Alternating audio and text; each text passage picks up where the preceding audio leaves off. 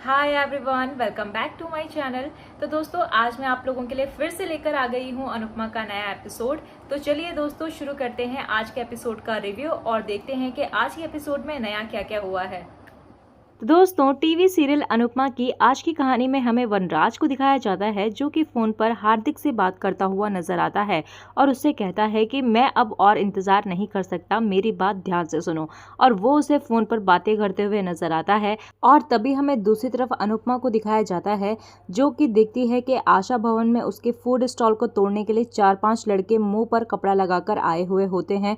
और जैसे ही वो उसकी दुकान को तोड़कर आग लगाने वाले होते हैं कि अनुपमा जो है वो अचानक से नींद से उड़ जाती है और चिल्लाने लगती है और कहने लगती है कि इतना बुरा सपना तो मेरा सपने में भी सच ना हो कान्हा जी। और वो खुद को समझाने लगती है कि जैसे कि हर कोई अच्छा सपना हमारा सच नहीं होता, तो हर बुरा सपना भी हमारा सच नहीं होगा। और जैसे ही अनुपमा बाहर निकलती है तो उसे अनुज दिखता है उसके फूड स्टॉल पर काम करते हुए।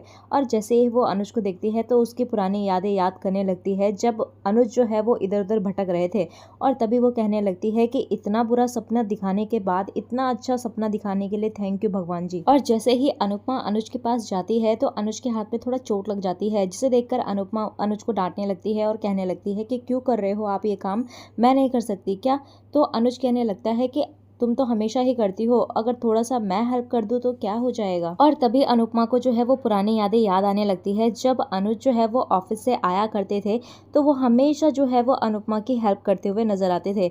और यही सब जो है वो अनुज को याद करते हुए सोच रही होती है। और अनुज जो है वो पहले उन्हें पुराने टाइम पे बोला करते थे कि अगर मैं तुम्हारी हेल्प कर रहा हूँ, इसका मतलब ये नहीं कि तुम बड़बड़ करते रहो, तुम आराम करो, तुम्हारी हेल्प कर रहा हूँ तो तुम उसके बदले तुम आराम करो, सो जाओ, लेट जाओ। और बीवियों को चाहिए ही क्या होता है कि उनका पति जो है वो उनके साथ हेल्प करे। और ये सब बातें जो है अनुपमा याद कर रही होती है। तो अनुज जो है वो देखने लगता है कि ये क्या सोच रही है। और तभी वहां पर अनुपमा जो है वो अनुज को थैंक यू कहते हुए नजर आती है। तो अनुज कहने लगता है कि किस चीज के लिए। तो अनुपमा कहने लगती है कि हर चीज के लिए। और तभी हमें वनराज को दिखाया जाता है, जो कि गैलरी से अनुपमा और अनुज को देख रहा होता है और उन्हें देखकर हंस रहा होता है। तो अनुपमा कहने लगती है कि इसके दिमाग में कुछ ना कुछ तो चल रहा है, ये कुछ ना कुछ तो करने वाला है। तो अनुज कहने लगता है कि हाँ, इसे देखकर तो ऐसे ही लग रहा है, लेकिन छोड़ो, इसे जो करना है करने दो, तुम उनके बारे में मत टेंशन लो। और तभी हमें दूसरी तरफ तोशु को दिखाया जाता है, जो कि अपने उसी दोस्त से बात कर रहा होता है जिसने उसे उधार दिए होते हैं पैसे।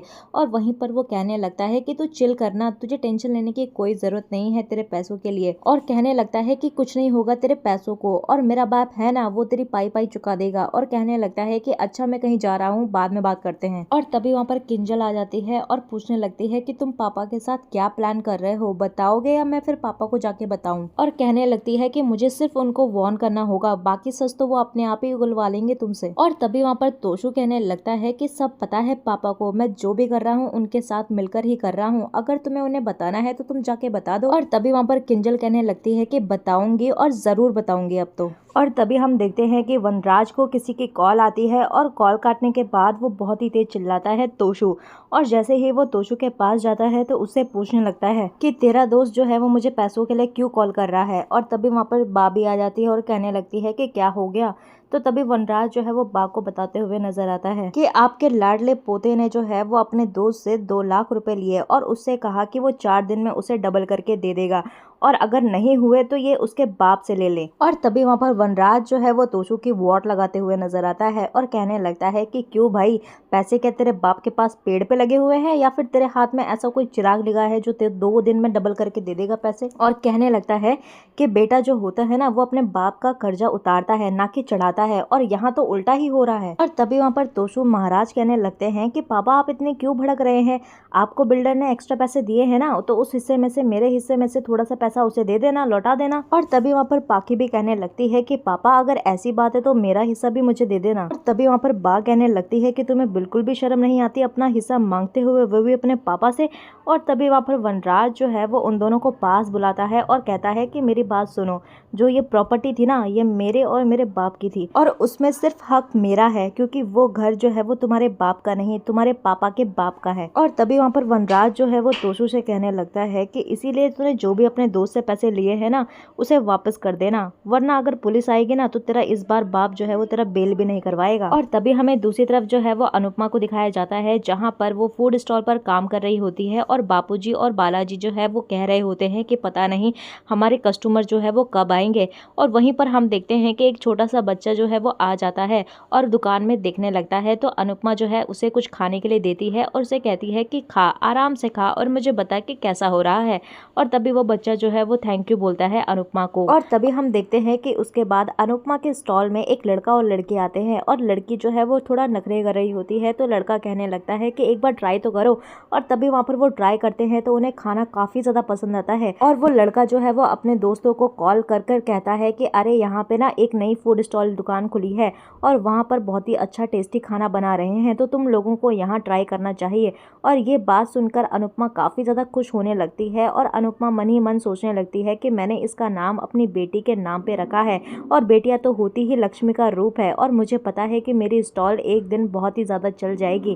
फिर अगला सीन कट होकर तभी आद्या पे आ जाता है, जहाँ पर आद्या सोच रही है कि मुझे लगता है कि मेरा जो मैसेज है ना मम्मी को नहीं मिला होगा। और तभी वहाँ पर उसकी नज़र जो है वो डस्टबिन के ऊपर पड़ती है, जिसके अंदर अन्नू की रसोई का टेम्पलेट गिरा हुआ होता है। और जैसे ही आद्या जो है सोचने में लगी रहती है कि मुझे लग रहा है कि यह तो मम्मी की रसोई का ही है, तो वो जैसे ही उसे उठाने वाली होती है कि उसकी नई मम्मी वहाँ पर आ जाती है और डस्टबिन उठाकर कहती है कि अरे बेटा, मुझे लग रहा है कि इसमें बहुत स्मेल आ रही है और मैं इसे फेंक के आ जाती हूँ। और तभी आद्या जो होती है वो काफ़ी ज़्यादा सोच में पड़ जाती है कि अरे अगर इसको फेंक आएंगी तो इसमें मम्मी का टेम्पलेट और नंबर जो है वो मुझे पता ही नहीं लगेगा। और यहीं पर वो सोचने लगती है कि मैं क्या करूँ क्या करूँ। और तभी वहाँ पर आद्या जो होती है वो डाइनिंग टेबल के पास जाती है और कांच का गिलास गिरा देती है जानबूझकर। और तभी उसकी नई मम्मी जो है वो डर जाती है और कांच जो है वो साफ करने लगती है डस्टबिन के साथ। और तभी हम देखते हैं कि आद्या जो है वो चुपके से उस टेम्पलेट को निकाल लेती है और चुपके से अपनी जेब में डाल लेती है और सोचती है कि अभी तो मैं मम्मी को ऑर्डर नहीं करूंगी, क्योंकि ये मुझे कुछ नहीं करने देगी और जैसे ही पापा आएंगे ना तो तब ऑर्डर करूंगी। और तभी हमें दूसरी तरफ जो है वो अनुपमा को दिखाया जाता है, जिसकी फूड स्टॉल पर काफी ज्यादा भीड़ लगी हुई होती है, उसी लड़के के थ्रू जिसने अपने दोस्तों को कॉल करके बुलाया था। और वहाँ पर जो है वो इतनी ज्यादा भीड़ हो चुकी है कि खाना भी इतना ज़्यादा डिलीवर नहीं कर पा रही थी अनुपमा।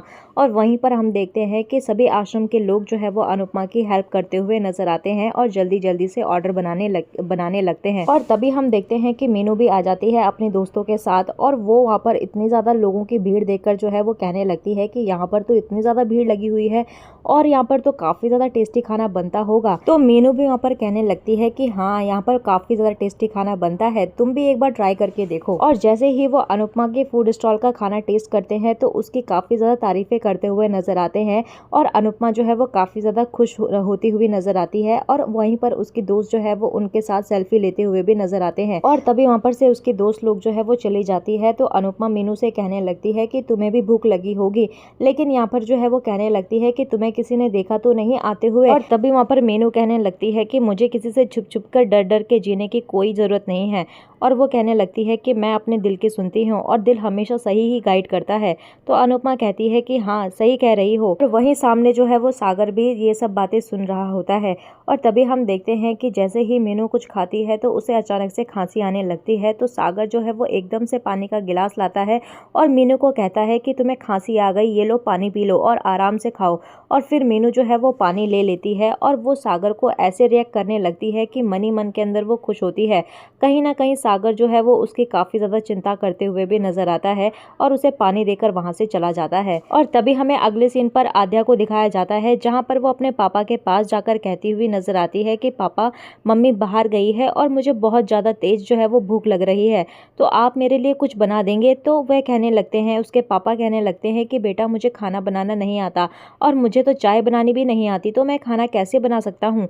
तो तभी वो कहता है कि एक काम कर सकते हैं, तुम कुछ ऑनलाइन ऑर्डर कर दो और वो खा लो। तभी वो कहती है कि हाँ पापा, ये सही आइडिया आइडिया है। तो उसका पापा कहता है कि ऐसे काम करो, मेरा फ़ोन लो और खुद ही ऑर्डर कर लो, तुम्हें जो मंगवाना है वो मंगवा लो। तो आद्या जो है वो अपने पापा का फ़ोन एक साइड में लेकर जाती है और अनुपमा को फ़ोन नंबर का डायल करती है। और जैसे ही अनुपमा को कॉल जाती है तो वहाँ पर बापूजी कहते हैं कि तुम्हारा फ़ोन बज रहा है अनुपमा, कॉल पिक कर लो। तो अनुपमा कहने लगती है कि अरे सारा का सारा खाना तो ख़त्म हो चुका है और किसी कस्टमर का ही कॉल होगा और मैं उनका कॉल उठाकर क्या करूँगी जब खाना ही नहीं बचा। और अब यहाँ पर जो है आद्या अनुपमा को कॉल कर रही है और अनुपमा कॉल ही नहीं उठा रही है।